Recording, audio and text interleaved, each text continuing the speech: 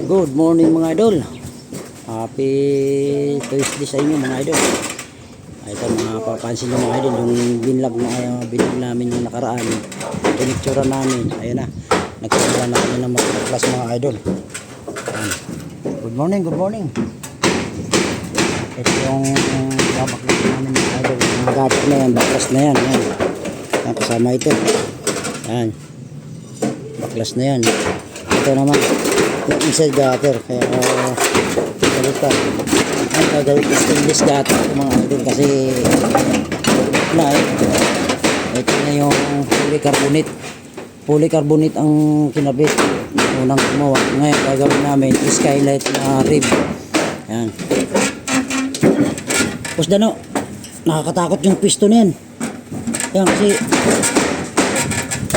ano kaya boss, nakatuhog yan boss? Nakatuhog kaya yung inupuan mo? Nakatuhog kaya, malakas kaya yan? Kung kailangan na lagyan natin ng starter, lagyan natin. Nakakulong na kaya. Di ba bumaba na si George? Ha? Bumaba na? Oo. Pakutin mo na. Mga idol. Yun yung gagawin namin. Yan, lagyan namin ng parlina. Nandun na siya, bumaba na. Ha? Bumaba na, punta na. Binilang na niya lahat. Bulok na rin yung mga materialis. Shoutout kay Paris Cross Roofing Enterprises. Ay nagtatanong kung magkano yung materialis na kinakabit namin, labor. Yan. Pwede yun.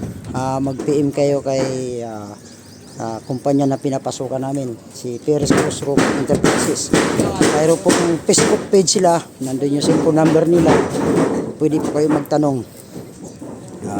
I-follow and share lang yung Facebook page ng Paris Cross Roofing Enterprises. Ang mga idol Ayan yung kakabitan namin mga idol. Yan, hindi kasama to ang kabila dahil buo pa naman yun, yung area lang nabubulok. Yan. Yan yung gagawin namin, area na yan.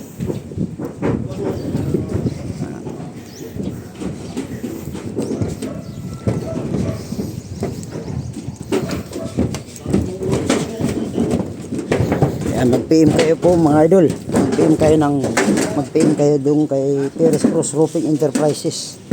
Yan, lahat ng mga katanungan nyo masasagot dahil meron tayong cellphone number na ibinigay ng Paris Cross Roofing Enterprises sa kanilang Facebook page. Kaya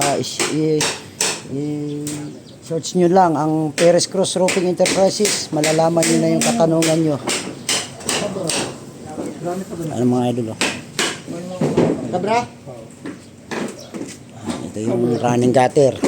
Ayun, bago kami magkabit dito mga idol na gutter sa taas. Ngayon, unahin muna namin yung stainless gutter na inside. Kaya kung mapapansin yung mga idol yan, napakaliit yung area na yan. Kailangan magagawa namin ng paraan to kasi nasa ilalim na sa nipa yung inside gutter na yan. Okay, thank you, God bless. Happy Tuesday sa inyo. Good morning po sa inyo lahat, mga follower at mga idol at mga lahat ng mga construction worker. Thank you. God bless.